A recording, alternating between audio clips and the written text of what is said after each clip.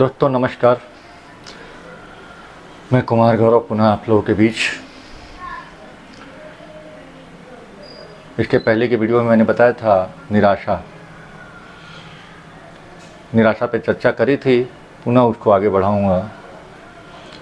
निराशा होने से सब लोग जानते हैं कि शरीर खराब होता है और डॉक्टर के यहाँ जाना पड़ेगा, कई तरह की बीमारियां शरीर में आएंगी, फिर भी लोग निराश होते हैं। आखिर क्यों होते हैं और कैसे कंट्रोल करें, इस विषय पे भी तो जानना ज़रूरी है। और निराशा का एक कारण ये भी है कि हमारा जो अहंकार होता है ना, काफ़ी हाई लेवल का होता है। हाई लेवल का जब अहंकार होगा ना, तो निराशा भी हाई लेवल की होगी। पूछो अब क्या बात है, कैसे इसको आइडेंटिफाई करें कि मेरा अहंकार है, इसके चलते हम निराश हो गए। तो इसको मैं एक सिंपल सा उदाहरण देकर बताऊँगा। एक मेरा दोस्त है, मेरे दोस्त के घर में कोई बढ़िया सा आइटम मोबाइल ख़रीद लिया। दोस्त की वाइफ ने या दोस्त ने बहुत सारी बढ़िया किसी ब्रांडेड कंपनी की मोबाइल कर ली और वो मुझे दिखाया। मेरे को मोबाइल वो पसंद आ गई और मैं अंदर ही अंदर सोचने लगा भाई मैं भी मोबाइल लूँगा, बट मेरे फाइनेंशियली तो मेरे पास पैसा है नहीं, मुझे कोई और आवश्यकता है अभी। तो इस स्थिति में जब मैं मोबाइल को जल्दी से जल्दी ख़रीदना चाहूँगा और कोई कार्य होगा, आवश्यक कार्य होगा जिसके चलते पैसा एकत्रित नहीं हो पा रहा है, तो इस स्थिति में जब हम मोबाइल नहीं खरीद पाएंगे तो निराश हो जाएंगे। भैया मेरे से तो कुछ नहीं होता, मैं इतना मेहनत करता हूँ, मेरे से कुछ नहीं होता है। तो मैंने एक एग्जांपल दिया, अरे उसकी लाइफ स्टाइल अलग हैं, उसकी परेशानियाँ अलग हैं, उसकी आवश्यकताएं अलग हैं, उसकी रिस्पॉन्सिबिलिटी अलग है, आपकी रिस्पॉन्सिबिलिटी अलग है। हो सकता है कि उसके घर में सारे लोग कमाने वाले हों, आपके घर में आप कमाते हो और खाने वाले ज़्यादा हों, आपकी सेविंग नहीं हो सकती है, आपकी आमदनी कम है या आपका और उसका आमदनी ज़्यादा है। तो आप अपने आप को किसी से कंपेयर करके और वह अपनी इच्छाओं की पूर्ति करना चाहते हैं, और जब इच्छाओं की पूर्ति नहीं होती है तो निराशा आती है।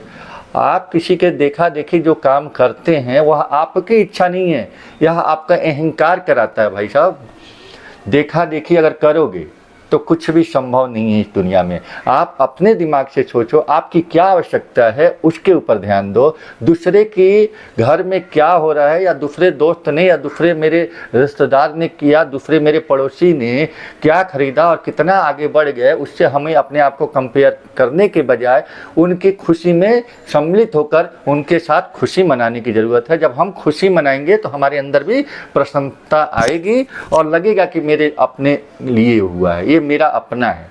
तो सबके साथ अपनापन का व्यवहार रखें। एक दूसरे के बीच जो कंपटीशन की भावना है ना, यही एक निराशा की भावना है जो आज के समाज में पूर्ण रूपेण हर घर में व्याप्त है।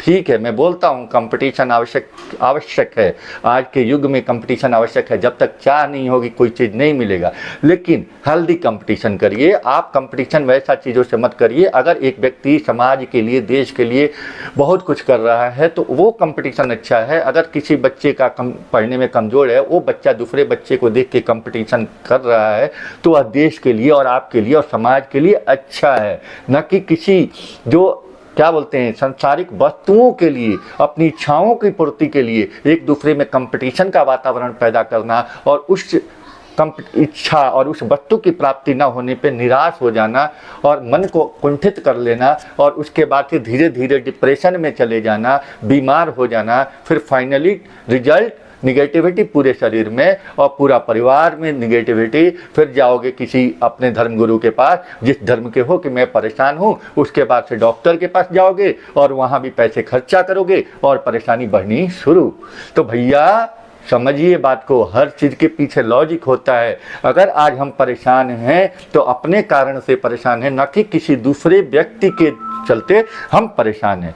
तो भाई इन सारी विषय वस्तुओं को और इस तथ्यों को, सही तथ्यों को हमेशा अपने सामने रखें और कि मैं निराश क्यों हूँ। आप खुद आत्ममंथन करते रहें और जीवन में आगे बढ़ें। अपने मन के अंदर निराशा और कुंठा की भावना को न पैदा होने दें मेरे दोस्त। इससे आपका नुकसान, समाज का नुकसान, परिवार का नुकसान और आपके धन का नुकसान।